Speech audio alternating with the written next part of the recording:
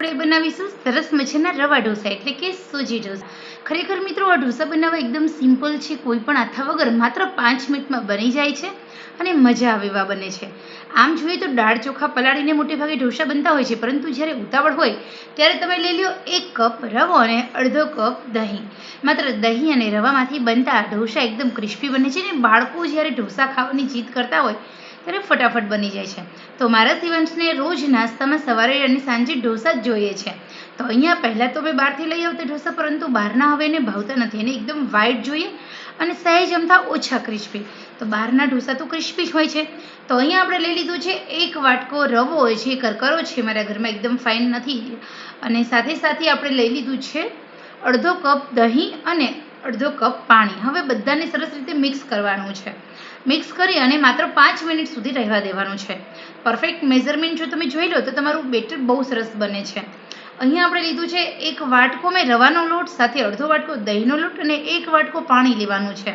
બસ, અને આ બેટરને આપણે સરસ રીતે મિક્સ કરવાનું છે, લમ્સ નહીં રહે એવી રીતે, અને 5 મિનિટ સુધી આમ જ આપણે પલળવા દઈશું. તો હવે આપણે એને લીડ કવર કરશું અને થોડી વાર માટે રહેવા દઈએ. હવે આપણે થોડી સૂજી છે ને, આ રવો એ થોડો કરકરો છે, સૂજી થોડી સોફ્ટ આવે છે, એકદમ બારીક બારીક આવે. પરંતુ અહીંયા આપણે તમે જોઈ શકો છો બેટરને એક મિક્સરમાં આંટો ફેરવી દઈએ ને એટલે એકદમ પાતળા ઢોસા બનશે.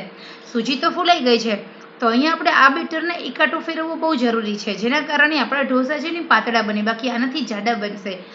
વન ટાઈપ ઓફ ઉત્તપમ ટાઈપના બનતા હોય છે. તો અહીંયા આપણે મિક્સરની અંદર જે તૈયાર કરેલું 5 મિનિટના રેસ્ટ પછીનું બેટર છે ને મિક્સરમાં લઈ લીધું છે. વધારે નહીં, માત્ર 2 જ આંટા ફેરવી દેવાના છે અને ફરી આપણે જે બેટર રેડી બન્યું છે એકદમ સ્મૂથ બનશે, એકદમ બારીક પતલું બનશે. ઢોસાના બેટર જેવું થઈ જશે. થોડું જાડું હતું, પરંતુ મિક્સરમાં એક આંટો ફેરવવાથી બહુ સરસ મજાનું આ બેટર બનીને રેડી થઈ જાય છે. તો હવે અહીંયા આપણે બેટરને આપણે સરસ રીતે સેટ કરી લીધું છે, તમે જોઈ શકો છો. તો હવે આપણે નમક એડ કરીશું. આમાં આપણે બીજી ત્રીજી કોઈ વસ્તુ એડ નહીં કરીએ. હા, તમારે આ ઢોસાને વધારે પડતા ક્રિસ્પી બનાવવા છે અને વધારે જાળીદાર બનાવવો હોય તો અડધો ઈનો ઉમેરી દેજો. ઈનો ઉમેરવાથી જાળી બહુ સરસ મજાની પડે છે, પરંતુ હું શિવાંશ માટે બનાવતી હોવાથી અહીંયા આપણે એવું કશું એડ કરીશું નહીં. માત્ર ને માત્ર આ તૈયાર કરેલા બેટરની અંદર મેં નમક જ ઉમેર્યું છે. અને હવે આપણે ફટાફટ પ્લેન ઢોસા બનાવી લઈએ. આ ઢોસાની અંદર તમે ઘણી બધી ડિફરન્ટ વેરાયટી બનાવી શકો છો. મસાલા ઢોસા બનાવી શકો છો, પાલક પનીર ઢોસા બનાવી શકો છો, સ્ટમ્ફડ પનીર ઢોસા બનાવી શકો છો. ઘણી બધી રીતે, અલગ અલગ રીતે તમે આ ઢોસાને બનાવી શકો છો. તો અહીંયા તમે જોઈ શકો છો આપણું આ ઢોસાનું બેટર રેડી છે. તો બનાવી લઈએ સરસ મજાના ઇન્સ્ટન્ટ ફટાફટ ઢોસા. ઢોસા બનાવવા માટેની લોટી પણ ગેસ પર મેં મૂકી દીધી છે. હવે આપણે તેલને સ્પ્રિંકલ કરીશું. અહીંયા આપણે આ ઢોસામાં તેલ પણ ખૂબ ઓછું જોઈએ છે. તો અહીંયા આપણી પાસે એકદમ સરસ મજાની એવી ફાઇન મારી પાસે પીછી છે, એનાથી મેં સ્પ્રેડ કરી દીધું છે ઓઇલ. હવે આપણે ઢોસાનું બેટર છે એને આપણે, તમે જોઈ શકો છો, ઢોસા બનાવવાના બેટરને આપણે લોઢીમાં લઈ લીધું છે અને સરસ મજાના ફાઇન આપણે ગમે એ સાઈડના પતલા જાડા ઢોસા બનાવી લઈએ. અહીંયા આપણે થોડા થીચીચમાં રાખીશું, કારણ કે કડક ઢોસો ન થાય એનું ખાસ માટે ધ્યાન રાખવાનું છે. તો અહીંયા તમે આનાથી પણ વધારે પતલા ઢોસા બનાવી શકો છો. તો અહીંયા આપણે ઢોસાનું બેટર આ ટાઈપનું બનીને રેડી થઈ ગયું. ઢોસાને પાથરી દીધો. હવે આપણો ઢોસો 2 જ મિનિટમાં ચડીને રેડી થઈ જાય છે.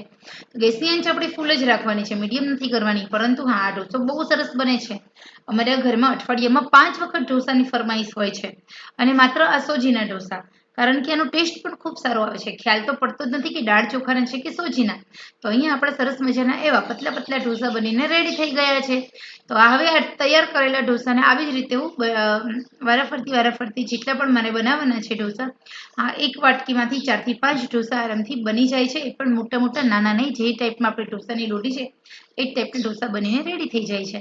તો અહીંયા એકદમ સરસ રીતે આપણો ઢોસો બનીને રેડી છે. તમે જોઈ શકો છો. તમે થોડું વધારે ક્રિસ્પી રાખી શકો છો. મેં અહીંયા થોડું સોફ્ટ રાખ્યું છે, તમે જોઈ શકો છો. તો આવી જ રીતે આપણે વારાફરતી થોડી ઢોસા બધા બનાવી લઈએ. તો ખરેખર મિત્રો આ ઢોસા બનાવવાની રેસીપી તમને કેવી લાગી? એકદમ ફટાફટ બની જાય છે, સાથે જાળીદાર બને છે, ક્રિસ્પી બને છે, ખાવામાં મજા આવે એવા બને છે, ફટાફટ બની જાય છે. આ ઢોસા તમે માયોનીઝ સોસ સાથે સર્વ કરી શકો છો. તમે કોથમીર, મરચાં અને નાળિયેરની ચટણી સાથે પ્લેન ઢોસા સર્વ કરી શકો છો અને આનો મસાલા ઢોસા તરીકે પણ ઉપયોગ કરી શકો છો, ઢોસાનો મસાલો બનાવીને અને સંભાર બનાવીને.